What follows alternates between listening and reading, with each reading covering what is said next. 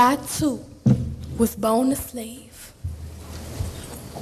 Born in 1797 in New York.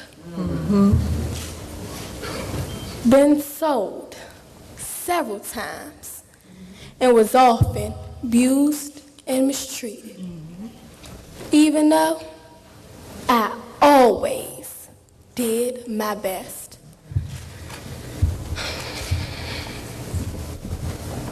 I knew that a life of enslavement was no way for any man or woman to live.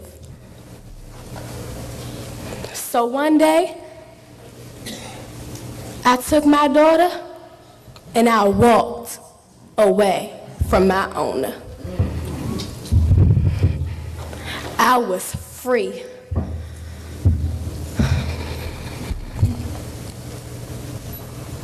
After I became a free woman, I decided to change my name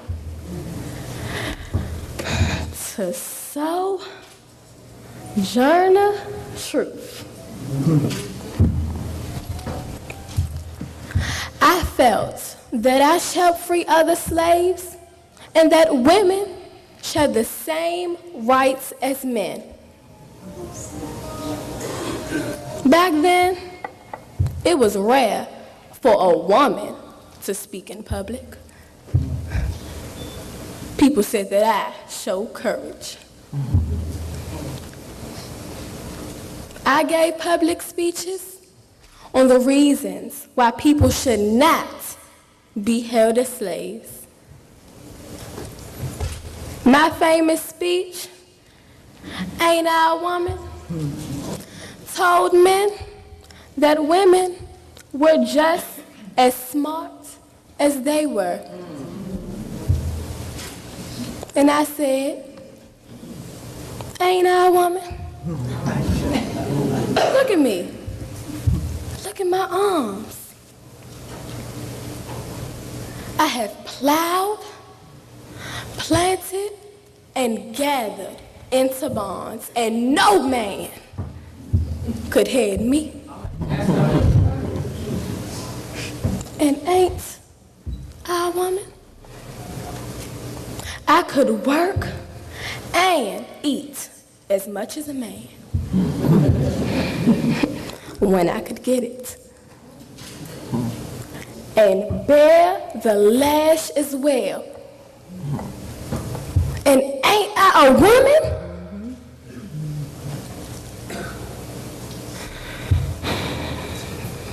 I have born 13 children and seen the most all sold off to slavery.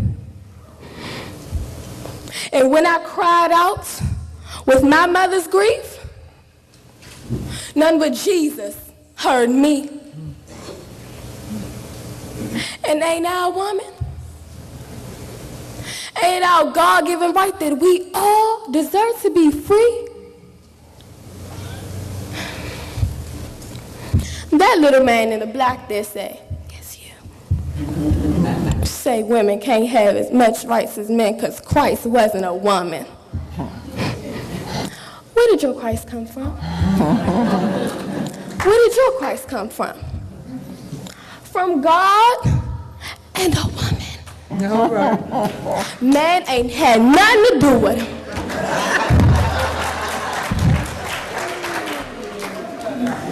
If the first woman God ever made was strong enough to turn this world upside down all alone,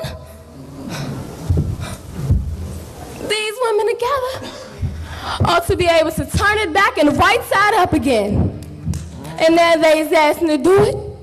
The men better let them. The men better let them.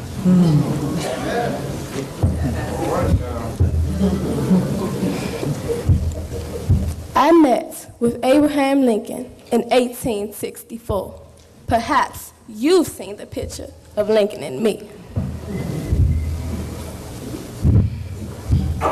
I died in 1886 1883 at the age of 86.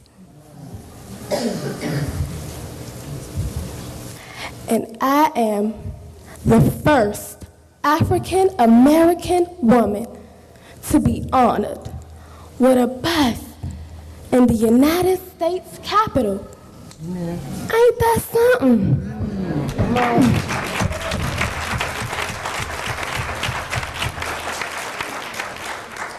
Sojourner Truth. That's my name. All right. Whoa.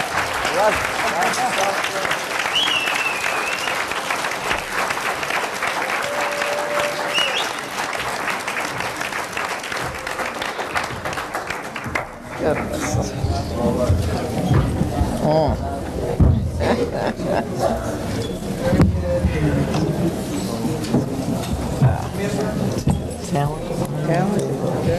Joe Coleman, Tierra Holloway, and the Sojourner Truth, brilliantly dynamic. Wouldn't you agree? Yes.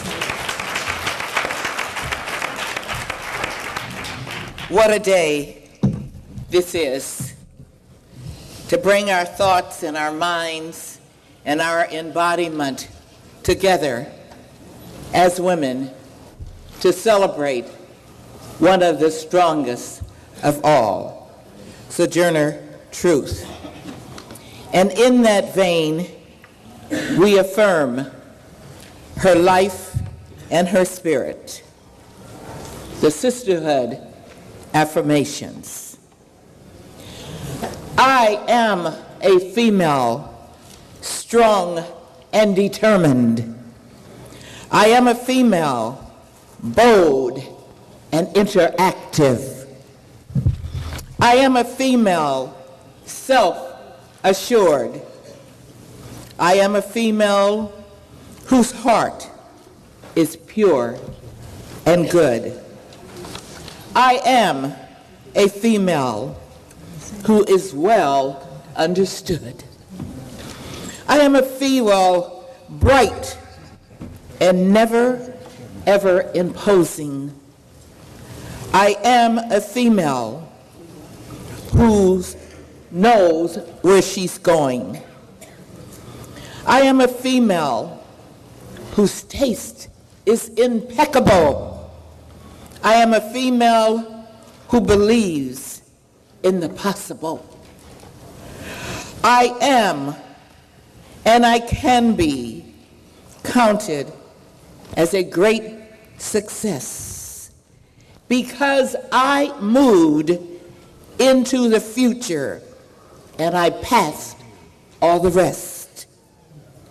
Therefore, I pledge to walk boldly in the footsteps of our ancestral giant, Sojourner Truth, reaching higher, ever stronger, lifting others as we go up, building on Sojourner's legacy of truth and justice for all. Go ahead. I am Sojourner Truth. Right.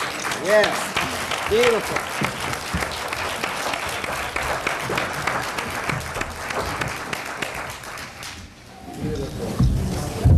Thank you, Congresswoman Watson.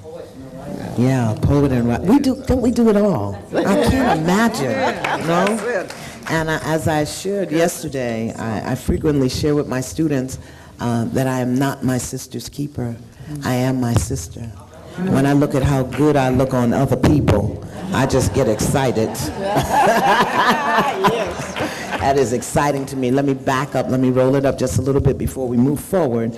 For those who are interested, for your grandchildren or your nieces, your nephews, if you're a teacher, if you know a teacher, if you know somebody who knows a teacher, or someone who in any way touches young people, I want you to know that that video that we saw earlier, the Sojourner Truth, I Am Sojourner Truth video, is available for purchase right outside this door.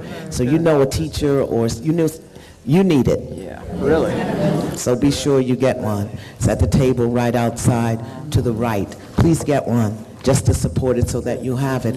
You know, they had the Roots 30th anniversary edition on sale, you know, on one of the little television shows, and I bought it so that my great-great-grandchildren can see it, because I want them to see that. You need your great-great-grandchildren to see this. So I'm going to get mine, okay? What about you?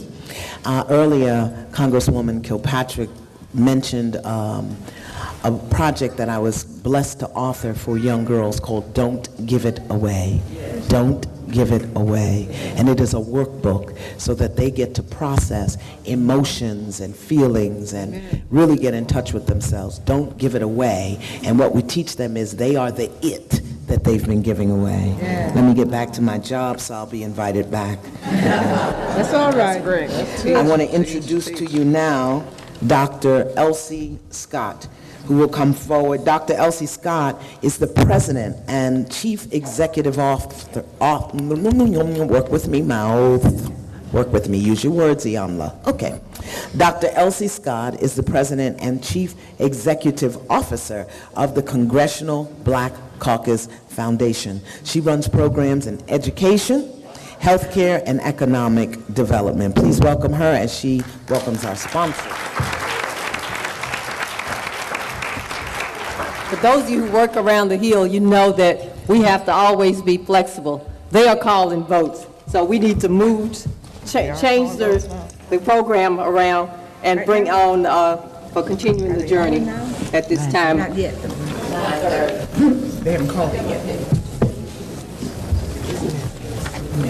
So you want to introduce the Congresswomen? They want to come up first. Yeah, please.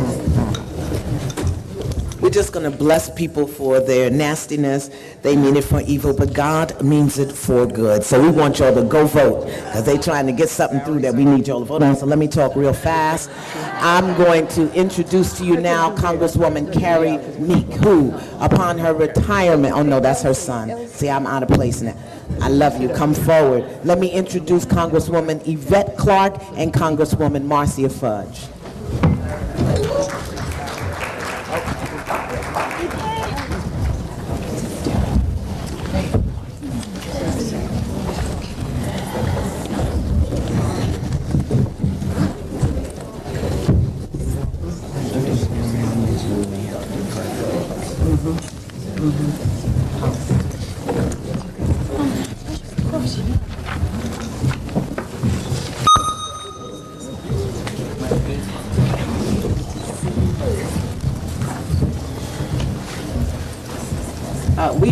We have this new sisterhood, and so Yvette and I could not come without our other sister. That's right. Donna Edwards from Maryland. So welcome, Donna. Laura is here, but she left us, so we want you to know the real sisterhood. This is it. All right. Sojourner Truth was a woman of vision, power, action, and stood for equality and justice. Today, you lovely women have gathered with us to honor her legacy. Indeed, strong women have gathered. We have come here on planes, buses, cars, trains, and on fortified feet, never tired. We have all gathered to honor the freedom for which Sojourner fought. Many other sisters who could not be here can benefit from the principles she bestowed on us. On April 28, 2009, our nation honored this powerful woman's work by unveiling a bust in the Capitol Visitors Center Emancipation Hall, making her the first African-American woman to have a memorial bust in the U.S. Capitol. In order to manifest Sojourner's legacy in the life of all African-American and other minority women, the Congressional Black Caucus Foundation and women of the Congressional Black Caucus will undertake a year of coordinated career-enhancing activities for African American women, federal employees, and contractors. In many industries, we see African American women continue to be underrepresented in the workplace. According to a report released by the Anita Borg Institute for Women and Technology, women of color have a difficult time advancing to higher positions within the technology industry. The report showed that the proportion of African Americans in technical positions dropped precipitously over time, from 4.6% at the entry level to 1.6% at the upper management level.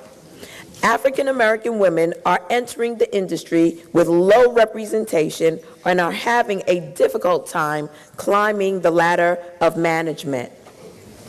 We also see women continuing to struggle in the business sector. In August, the Federal Reserve Bank of New York released the Gender and the Availability of Credit to Privately Held Firms report. The report indicated that firms owned by women are significantly more likely to be discouraged from applying for credit. It underscored the fact that women-owned businesses have challenges in growth, business model diversification, technical capabilities, and ability to access capital. As chair of the House Homeland Security Subcommittee on Emerging Threats, Cybersecurity, Science and Technology, and the only Black member of Congress to sit on the House Small Business Committee, I find these reports disturbing.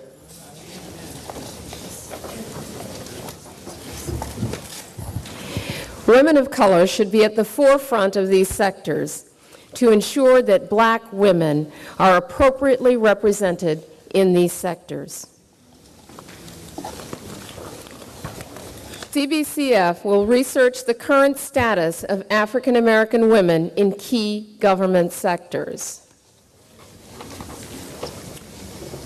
Our sincerest hope is that these strategic projects will enhance the lives, careers, and work engagement experience these women have within the federal government workforce. When we finish, the entire nation will notice that women are warriors of worth.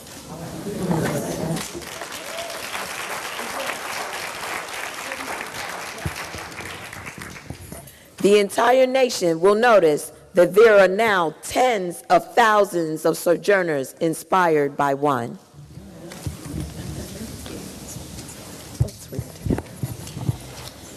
This will all come to happen to pass because we had the wisdom to gather and honor the freedom for which Sojourner fought.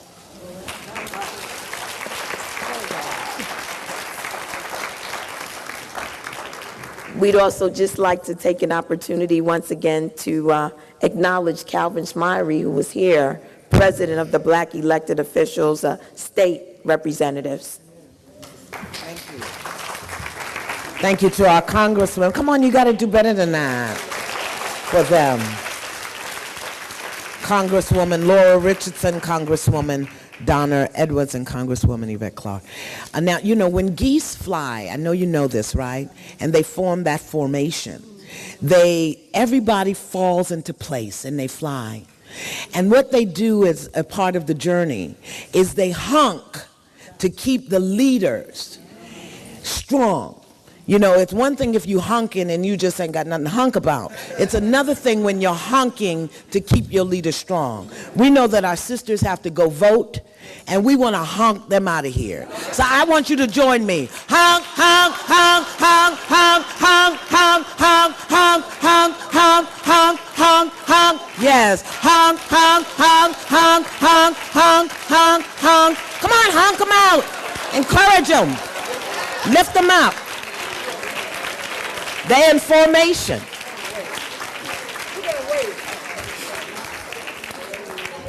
So we have another special guest I want to introduce you to very quickly. We are grateful that she's taken time to join us. And that is Valerie Jarrett, Yvette Jarrett, sorry, who brings up, it was Valerie, brain freeze. Valerie Jarrett. I watch her all the time. I love her, who brings us greetings from our President and our First Lady. Valerie, please join us.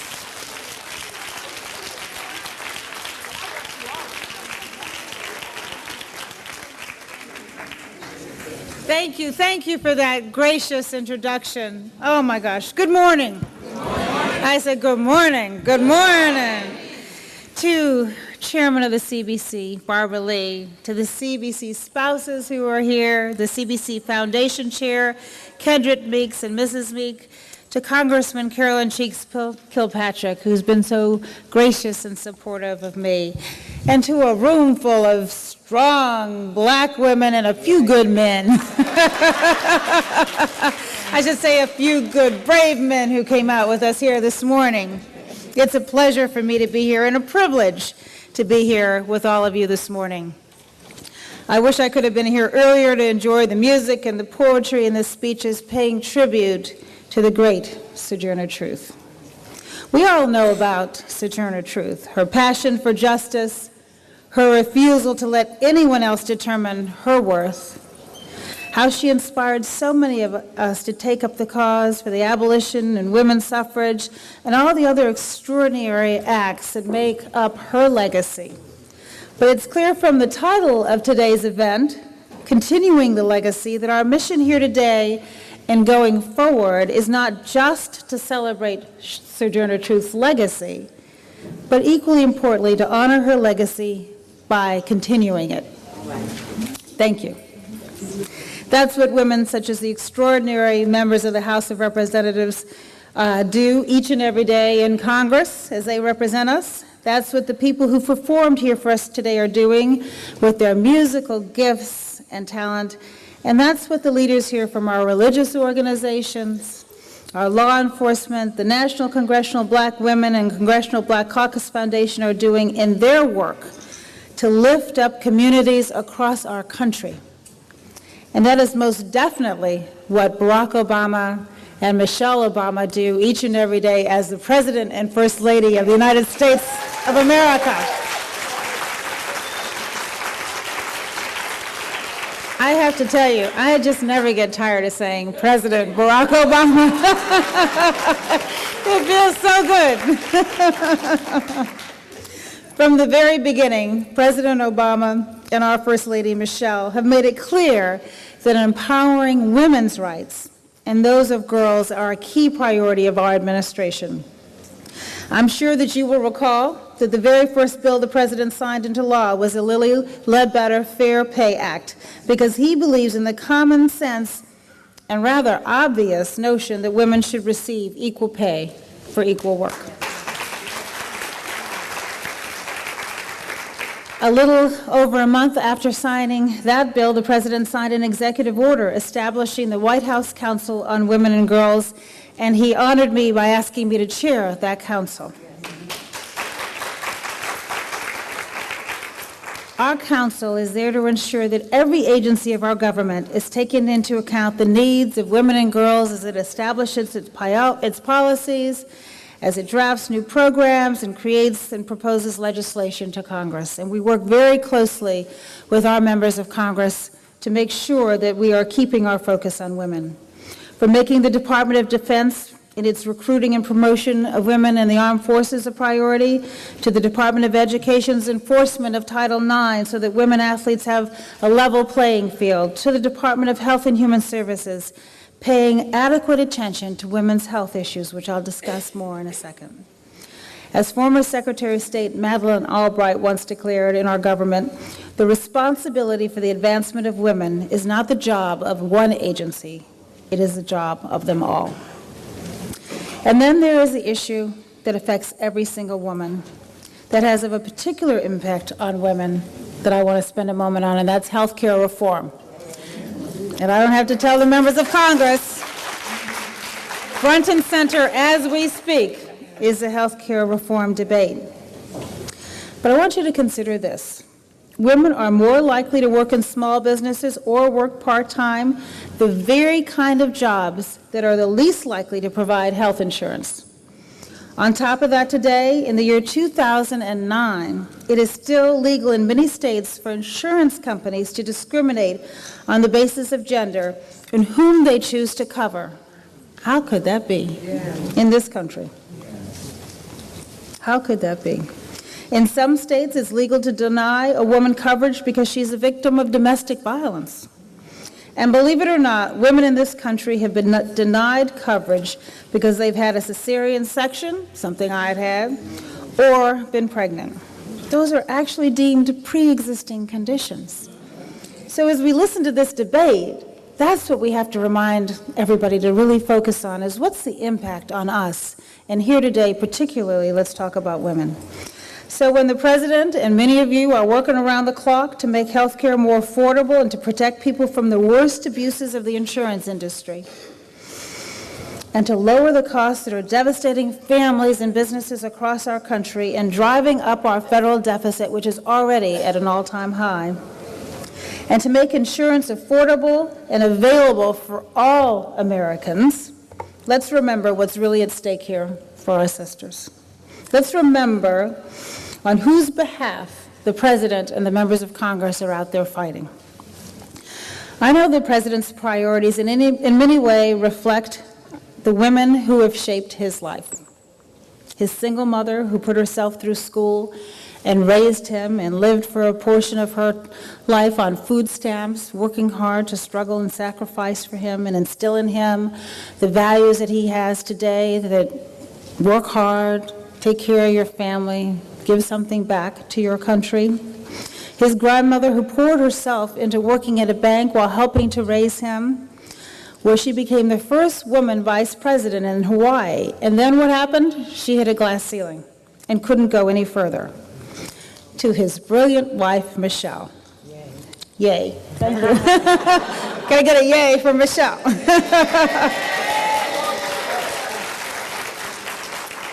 Who juggled work and motherhood with the strength to keep her priorities straight and with grace and humor and dignity second to none. President Obama knows that this is where it all begins, with women. And I think all of us here today can say the same about the women in our lives. I know I certainly can, as well as the women throughout history. We're here today because of the women who came before us, who blazed those trails and broke those barriers and fought those battles for each and every one of us. Those women who made us who we are, hoping that we would reach for the stars as we stand on their shoulders, and with the hope and expectation that we would not bask in the glory of our success, but rather with the expectation that we will make a path easier for those who follow us. Women such as the ones that we honor here today. I'm reminded of a line in the poetry by a very famous poet, Alice Walker, who was talking about women of her mother's generation when she said, "They knew what we must know without knowing a page of it themselves." That in so many ways, her story and the story of Sojourner Truth and the story of so many of us and so many of our parents and grandmothers is that we must raise without any of the rights that we were certain we should have, but yet we would fight hard as we move forward, determined to give us all an equal chance to make the life that we would wish for ourselves. Today, could we please agree that we will rededicate ourselves to continuing her work and ensuring that her legacy lives on. Thank you very much.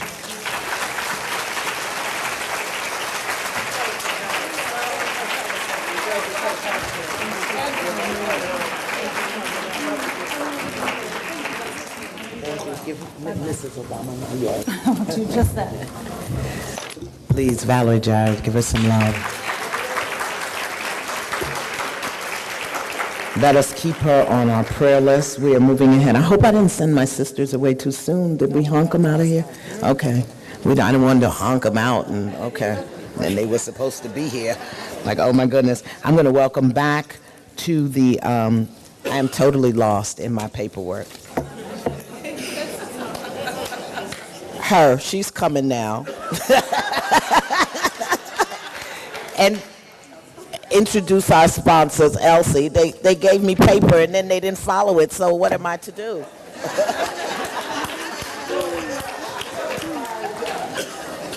There are so many people we have to thank for this program. First, I need to thank Congresswoman Lee and Congresswoman Kilpatrick for coming up with the idea.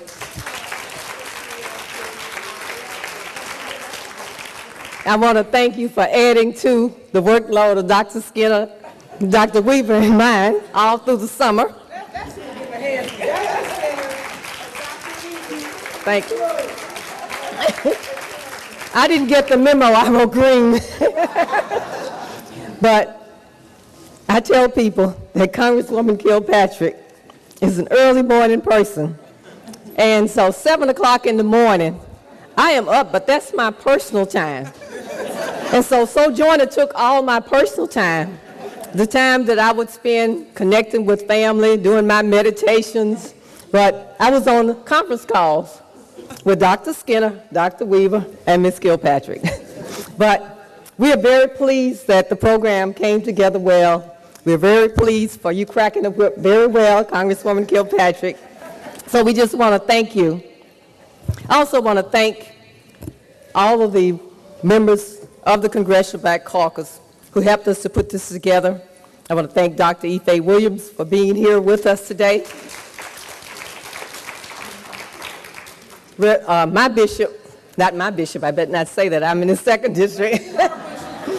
Our sister bishop, Reverend Vashti McKenzie, who's accompanied by her husband, who did not think it was wrong to come and spend some time with some women this morning. And our wonderful, wonderful mistress of ceremony, Ayana Von Sant.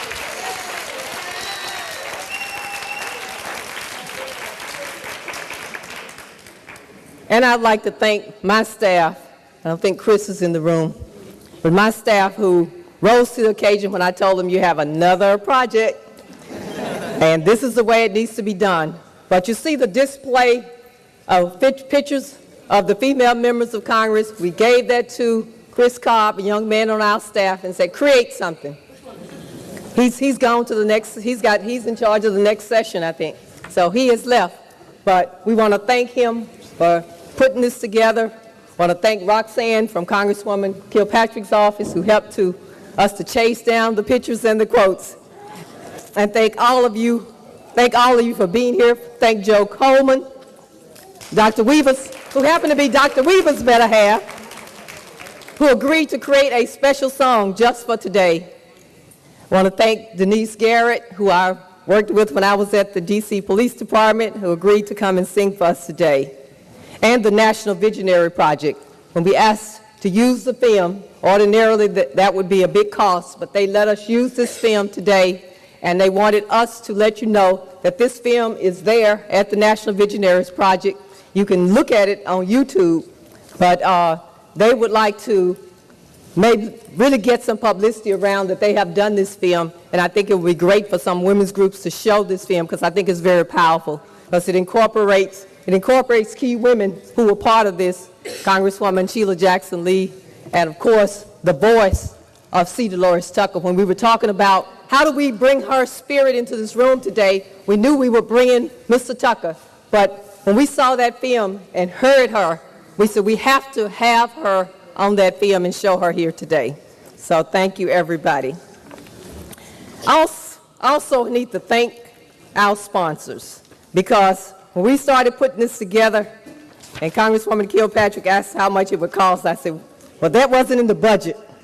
And you serve on my board, and you know that anything that is unbudgeted, we have to go out and present a plan for how we're going to fund it. And I want to thank her because as a good board member, she says, identify some sources and let me help you. And so she started calling friends, and I see one over there smiling now because she knows that she had already told me she had sponsored everything she was doing for ALC. But and then she called.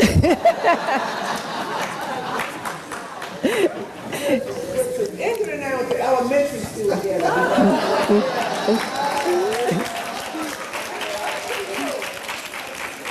So, since Ingrid has already been recognized, can we ask Vice President of Coca-Cola, who serves on the board of the Congressional Black Caucus Foundation, to come join me on the stage? We're going to ask one representative from each of the sponsors to come to the stage. The photographer leave?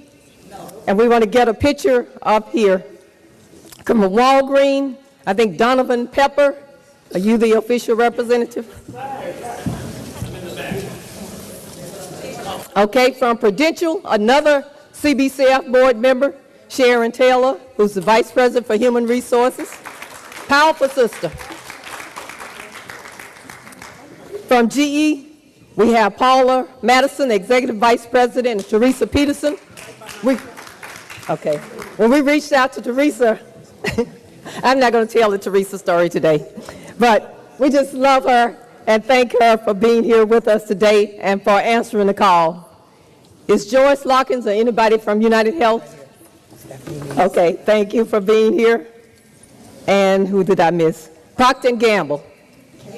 Okay. We met with Carol, and she said, we want to do this because we liked what you're trying to do. And I definitely want to thank Dr. Weaver because she supplemented my development staff and drew upon her contacts to help us to get this money in the house. So you probably should be up here in this picture also. And Dr. Skinner, because this has been a team effort, a real team effort. What part of the team?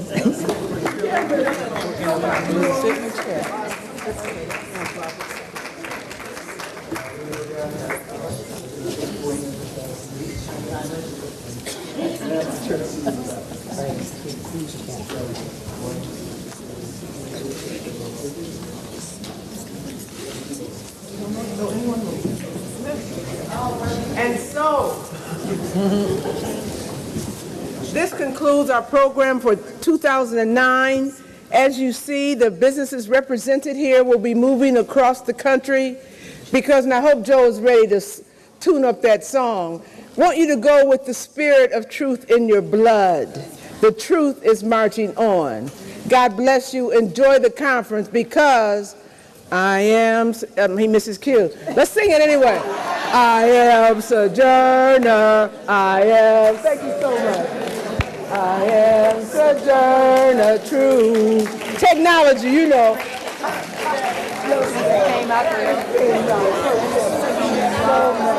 Thank you very much. Yes, Thank you, my sister. I was going to say, give me a call. Okay. That way I can get in touch with everybody through you. That will be my closing remarks about the tape. Okay. Anybody who would like a copy, if you want to take your own copy of the song, I Am Sojourner, the tapes are for sale in the back of the room. Please buy a copy.